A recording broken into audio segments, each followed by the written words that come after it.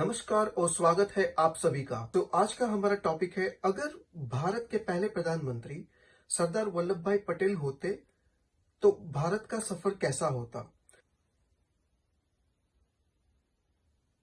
अगर भारत के पहले प्रधानमंत्री सरदार वल्लभ भाई पटेल होते तो देश का सफर आज शायद बहुत अलग होता। सरदार पटेल का लीडरशिप स्टाइल ग्राउंडेड, डिसिप्लिन और डिसाइसिवनेस से भरा था।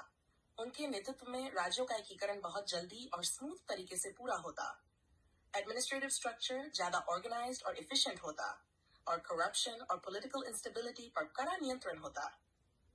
इकोनॉमिक और सोशल डेवलपमेंट में भी उनके प्रैक्टिकल और रियलिस्टिक अप्रोच के कारण योजनाएं तेजी से इम्प्लीमेंट होती। बाउंड्री सिक्योरिटी और फॉरेन पॉलिसी में भारत आज शायद ज्यादा स्ट्रांग और डिसाइसिव होता। संक्षेप में, आइडियलिज्म और विजन के साथ उनका रियलिज्म और डिसिप्लिन्ड एग्जीक्यूशन भारत को आज एक स्ट्रांग, स्टेबल और कोहेसिव राष्ट्र बनाकर रखता। आमतौर पर यह माना जाता है कि आजादी के बाद भारत को आइडियलिज्म की सबसे ज्यादा जरूरत थी, लेकिन सरदार पटेल को रियलिज्म, डिसाइसिवनेस और डिसिप्लिन का प्रतीक माना जाता है। तो क्या यह कहना सही होगा कि अगर वे पहले प्रधानमंत्री होते तो भारत की नींव आइडियलिज्म की बजाय रियलिज्म पर रखी जाती। बिल्कुल, यह कहना सही होगा।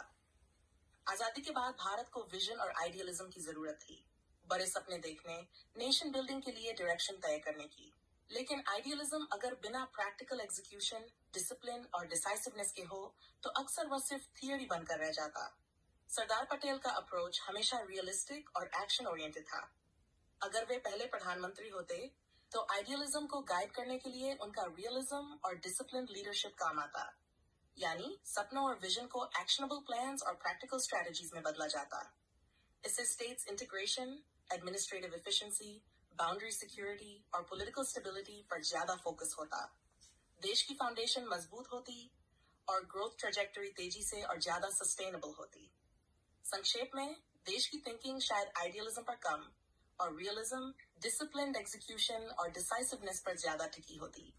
लेकिन विजन पूरी तरह खत्म नहीं होता, बल्कि उसे प्रैक्टिकल रूप दिया जाता। क्या यह कहा जा सकता है कि सरदार पटेल लीडरशिप को लोकप्रिय दिखने से ज्यादा जिम्मेदार होने से जोड़ते थे? हाँ, बिल्कुल कहा जा सकता है। सरदार पटेल की लीडरशिप स्टाइल हमेशा रिस्पॉन्सिबिलिटी और अकाउंटेबिलिटी पर आधारित रही। उनके लिए पॉपुलैरिटी सेकेंडरी थी, डिसीजन लेने की जिम्मेदारी और देश के हित में एक्शन लेना प्राइमरी था। उन्होंने अपने फैसलों में जनता या मीडिया की इमीडिएट लाइकिंग को कभी प्रायोरिटी नहीं दी। उदाहरण के तौर पर, स्टेट्स इंटीग्रेशन में उन्होंने टफ डिसीजंस लिए, कई राज्यों के रूलर्स के विरोध के बावजूद, लेकिन उनका फोकस हमेशा नेशन बिल्डिंग और लॉन्ग टर्म स्टेबिलिटी पर था। संक्षेप में, पटेल की लीडरशिप में पॉपुलैरिटी के बजाय डिसिप्लिन, डिसाइसिवनेस और जिम्मेदारी की भावना ज्यादा वेट रखती थी। अगर आप चाहें, मैं इसे नेहरू के लीडरशिप स्टाइल के कंपैरिजन के साथ और विस्तार से बता सकता हूँ। आप चाहेंगे कि मैं वैसा कर दूं? जी हाँ, जरूर। धन्यवाद। तो कंपैरिजन के पर्सपेक्टिव से देखें तो सरदार पटेल की लीडरशिप हमेशा प्रैक्टिकल और रिस्पॉन्सिबिलिटी सेंटर्ड रही। उन्होंने डिसीजंस लेने में हमेशा लॉन्ग टर्म नेशनल इंटरेस्ट को प्रायोरिटी दी। उनके लिए पॉपुलैरिटी सेकेंडरी थी, अकाउंटेबिलिटी, डिसिप्लिन और डिसाइसिवनेस उनकी प्राथमिकताएं थी। इसके कंट्रास्ट में, पंडित नेहरू की लीडरशिप में विजन और आइडियलिज्म ज्यादा प्रोमिनेंट थे। उन्होंने नेशन बिल्डिंग में बड़े सपने और लॉन्ग टर्म विजन पर फोकस किया और पब्लिक एंगेजमेंट और पॉलिटिकल पॉपुलैरिटी को भी महत्व दिया।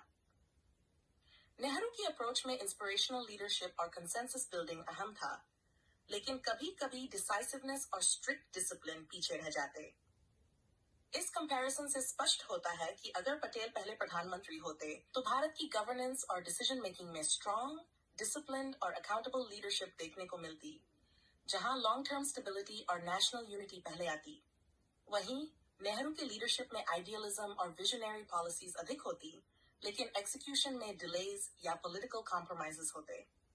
संक्षेप में, पटेल की लीडरशिप रिस्पॉन्सिबिलिटी और रियलिज्म पर आधारित, नेहरू की लीडरशिप आइडियलिज्म और पॉपुलैरिटी विजन पर आधारित। कई हिस्टोरियंस मानते हैं कि कुछ इश्यूज आज भी इसलिए अनरिजॉल्व है क्योंकि शुरुआत में कठोर निर्णय नहीं लिए गए। क्या यह मानना तर्कसंगत है कि सरदार पटेल ऐसे मामलों में कॉम्प्रोमाइज से बचते थे? हाँ, ये कहना तार्किक और संगत है। कई हिस्टोरियंस यही पॉइंट करते हैं कि आज भी कुछ अनरिजॉल्व्ड इश्यूज, जैसे कि बाउंड्री डिस्प्यूट्स, इंटीग्रेशन चैलेंजेस या एडमिनिस्ट्रेटिव इनएफिशिएंसीज, उनका कारण शुरुआती टफ डिसीजंस में डिले या कॉम्प्रोमाइज था।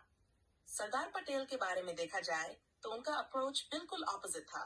उन्होंने हमेशा टफ डिसीजंस और अनकॉम्प्रोमाइजिंग स्टैंड्स को प्राथमिकता दी। उदाहरण के तौर पर प्रिंसली स्टेट्स का इंटीग्रेशन कई रूलर्स के विरोध के बावजूद उन्होंने बिना डिले और बिना अननेसेसरी कॉम्प्रोमाइज के पूरा किया। उनका मानना था कि नेशन बिल्डिंग में शॉर्ट टर्म डिस्कम्फर्ट या ऑपोजिशन से डरकर कॉम्प्रोमाइज नहीं करना चाहिए। इसलिए यह मानना सही होगा कि अगर पटेल पहले प्रधानमंत्री होते तो शुरुआती क्रिटिकल इश्यूज में कड़ाई और डिसाइसिवनेस की वजह से आज के कई अनरिजॉल्व प्रॉब्लम्स या तो जल्दी सॉल्व हो गए होते या उन्हें लॉन्ग टर्म स्टेबिलिटी के साथ एड्रेस किया जाता। अगर आप चाहें, मैं इसे कुछ स्पेसिफिक हिस्टोरिकल एग्जाम्पल्स और हाइपोथेटिकल मॉडर्न इंडिया सिनेरियोज के साथ विस्तार से बता सकता हूँ। आप चाहेंगे कि मैं वैसा कर दूं? जी हाँ, जरूर, आप ऐसा कीजिए। धन्यवाद। ठीक है, तो चलिए कुछ स्पेसिफिक हिस्टोरिकल एग्जाम्पल्स और हाइपोथेटिकल मॉडर्न इंडिया के कॉन्टेक्स्ट में देखते हैं। States integration. आजादी के बाद कई प्रिंसली स्टेट्स स्वतंत्र निर्णय लेने की कोशिश कर रहे थे। अगर पटेल प्रधानमंत्री होते तो उनके डिसाइसिवनेस और टफ नेगोशिएशन स्टाइल की वजह से ये प्रोसेस बहुत जल्दी और स्मूथ होता। कुछ ऐसे स्टेट्स जो बाद में पॉलिटिकल फ्रिक्शन के कारण धीरे धीरे इंटीग्रेट हुए, वह तुरंत शामिल हो जाते। इससे आज भी बाउंड्री डिस्प्यूट्स और रीजनल कॉन्फ्लिक्ट्स कम होते। कश्मीर इश्यू। पटेल का अप्रोच हमेशा स्ट्रॉन्ग और रियलिस्टिक था। उन्होंने बाउंड्री सिक्योरिटी और टेरिटोरियल इंटेग्रिटी को प्राइमरी माना। अगर वह प्रधानमंत्री होते तो इनिशियल डिसीजंस में स्ट्रिक्ट स्टैंस लेने की वजह से कश्मीर डिस्प्यूट और उसके बाद की कॉम्प्लिकेशंस शायद बहुत हद तक कम हो जाते। Administrative structure. उनकी डिसिप्लिन्ड और स्ट्रक्चर्ड थिंकिंग की वजह से ब्यूरोक्रेसी और गवर्नेंस में एफिशिएंसी जल्दी एस्टैब्लिश होती। आज भी जिन प्रोसीजरल इनएफिशिएंसीज और कोऑर्डिनेशन गैप्स को हम फेस कर रहे हैं, वे शुरुआती डिसाइसिवनेस के साथ मिनिमाइज हो जाते। Economic planning. पटेल ने प्रैक्टिकल और ग्राउंडेड अप्रोच अपनाई। अगर उन्होंने इकोनॉमिक पॉलिसीज इंप्लीमेंट करनी शुरू की होती तो हैवी आइडियलिज्म या डिलेज के बजाय प्रोजेक्ट्स और रिफॉर्म्स तेजी से और रिजल्ट ओरिएंटेड तरीके से एग्जीक्यूट होते। संक्षेप में, पटेल के अनकॉम्प्रोमाइजिंग और डिसिप्लिन्ड अप्रोच की वजह से आज कई हिस्टोरिकल चैलेंजेस जो अनरिजॉल्व हैं, वो शायद पहले ही मजबूत और स्थिर फाउंडेशंस के साथ सॉल्व हो जाते। कश्मीर और हैदराबाद जैसे सेंसिटिव मुद्दों पर क्या सरदार पटेल का अप्रोच ज्यादा एडमिनिस्ट्रेटिव और सिक्योरिटी ओरिएंटेड होता बजाय प्रोलोंग्ड डिप्लोमेसी के? बिल्कुल, ये कहना काफी हद तक सही होगा। सरदार पटेल का अप्रोच हमेशा एडमिनिस्ट्रेटिव और सिक्योरिटी ओरिएंटेड रहता था। उनके लिए प्राइमरी फोकस हमेशा नेशन बिल्डिंग, टेरिटोरियल इंटेग्रिटी और स्ट्रॉन्ग गवर्नेंस था। ऐसे सेंसिटिव इश्यूज में वे लंबी इंडेफिनिट डिप्लोमेसी या डिलेज में विश्वास नहीं रखते। उनका तरीका होता था सटीक निर्णय, डिसाइसिवनेस और इमीडिएट एक्शन, ताकि सिचुएशन कंट्रोल में रहे और लॉन्ग टर्म स्टेबिलिटी बनी रहे। उदाहरण के तौर पर स्टेट्स इंटीग्रेशन के दौरान उन्होंने किसी भी राज्य को पॉलिटिकल मैन्यूवरिंग या प्रोलॉन्ग नेगोशिएशन में फंसा कर नहीं रखा। वह हमेशा एक्शन ओरिएंटेड और लॉ एंड ऑर्डर के पर्सपेक्टिव से निर्णय लेते थे। इसलिए कश्मीर या हैदराबाद जैसे सेंसिटिव केसेस में अगर पटेल प्रधानमंत्री होते तो संभावना बहुत ज्यादा होती कि सिक्योरिटी मेजर्स और एडमिनिस्ट्रेटिव कंट्रोल पहले इंप्लीमेंट होते और प्रोलॉन्ग्ड डिप्लोमेसी की बजाय फर्म एंड इमीडिएट डिसीजंस लिए जाते। इससे इंटरनल स्टेबिलिटी जल्दी एस्टैब्लिश होती और फ्यूचर कॉन्फ्लिक्ट्स की संभावना कम होती।